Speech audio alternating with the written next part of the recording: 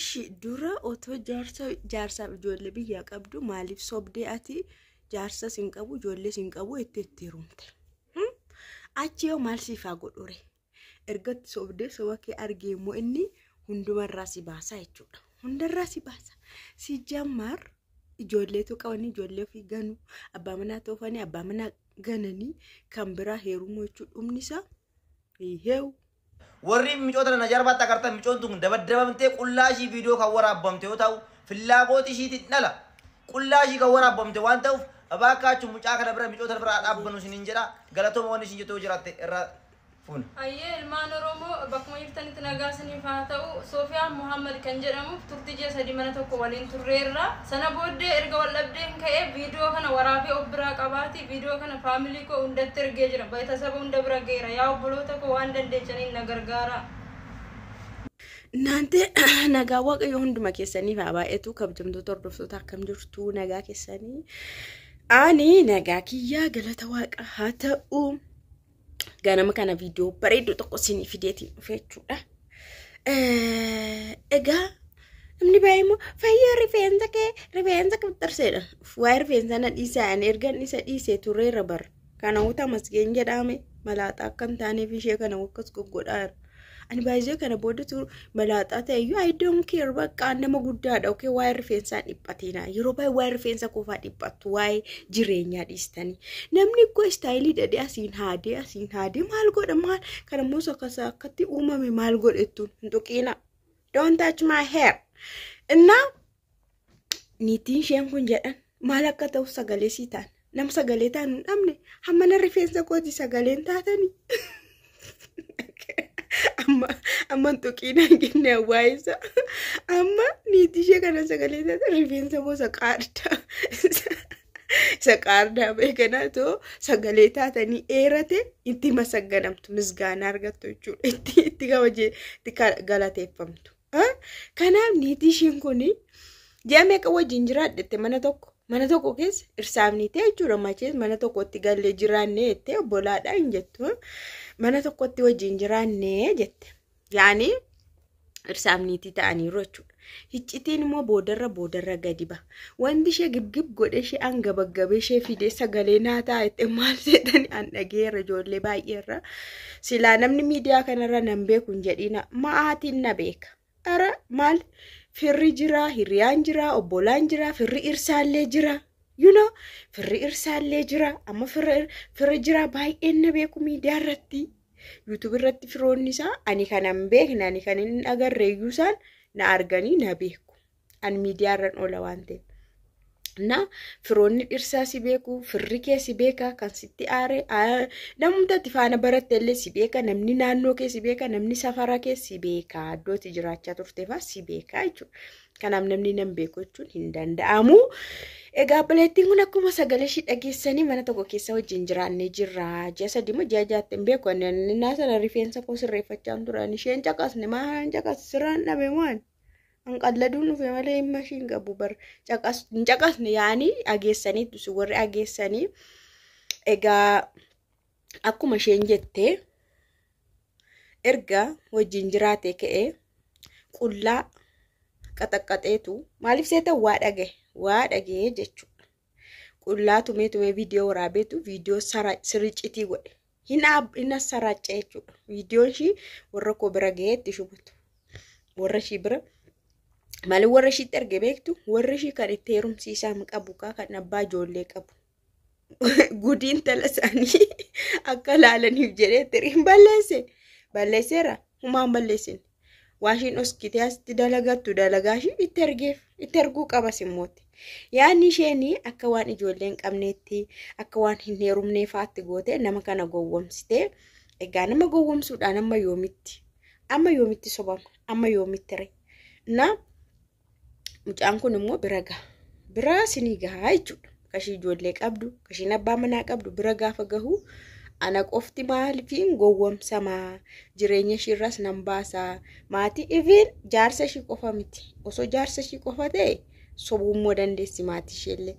Kanaafuu tokko tokkoon bira geessisee jechuudha. Tokko tokkoon maatii ishii bira bira geessise maali bilbila immoo kan mashirraa fudhata baay'ee isheen ittiin haasoftiin dire kan warraa kan obboleessa kan abbaatee qabuu dandeessi maatii keessa kan jaarsa ishii immoo kan jaarsa ishiitti qaabdi.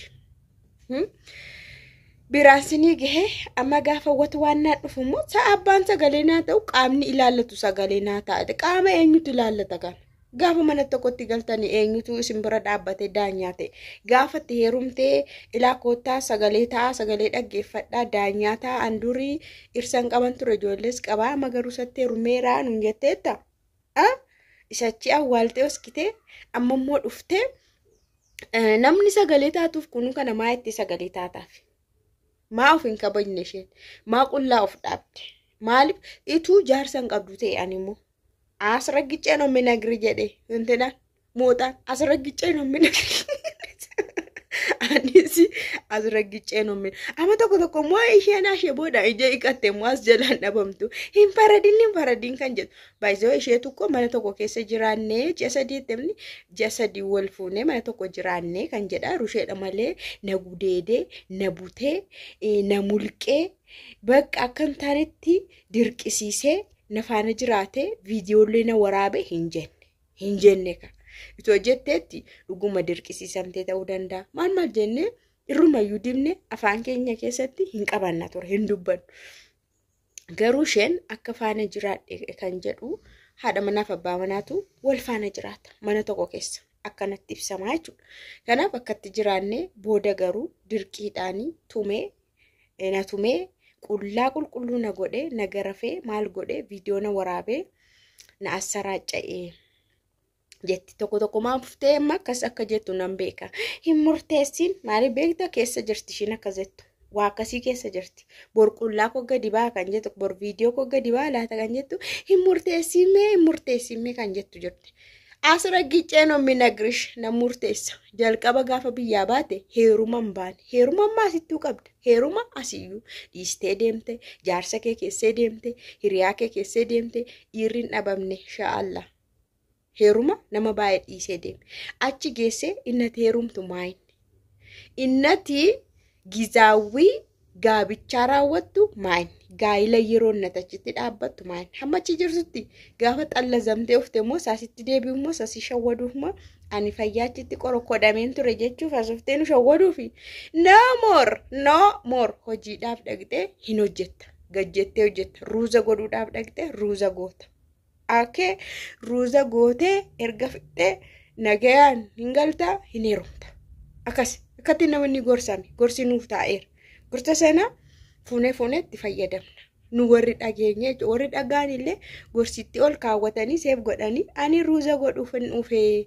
gaafa fixee immoo kabajaan nan gala nan heerumaa jedhanii kunoo warri dalagatan danuu isin jabaadha kanaaf iyyuu annaan yoo ala hojjetan yoo mana madaamiitii bahan yoo akka barbaadan ta'an wanti akkanatti gadhiisii taamuuf hin jiru hin salphatta waan ta'eef of kabaji waan hunduu mirga keetiin warreen dirqisiifamanis jiru warreen gudeedaman jiru warri fedhii isaanii malee waan baay'ee shirri irratti raawwatame ifiin hama du'anitti illee ta'ee jiru haa ta'u malee warri du'anis immoo dura faana haasa'anii wal faana haasawaa taasisaniitu biyya tokkorra gara biyya tokko dhiira sana ilaallatanii dhaqani.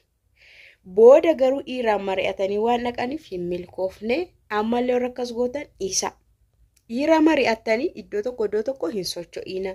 Dhiira mari'atanii mana xalabaatti hin bahina.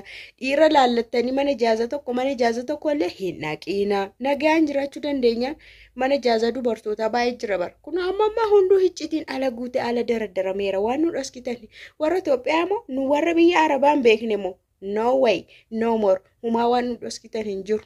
Nu warra biyya Arabaan beekne nu dhaskuu hin dandeessan.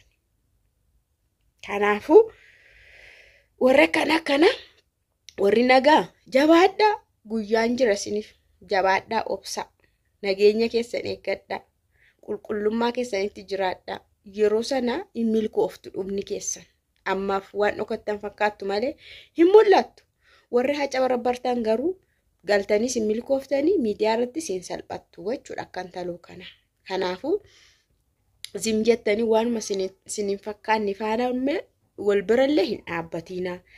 Especially amantaan illee ta'u wal fakkaate xuruudha bara. amantaallee yoo tokko ta'e bareeda bara. Gara sanattis bareeda, gara kanattillee bareeda. Gara lamaanittuu amantaa wal fakkaachuu filatamaadhas, dirqamadhas.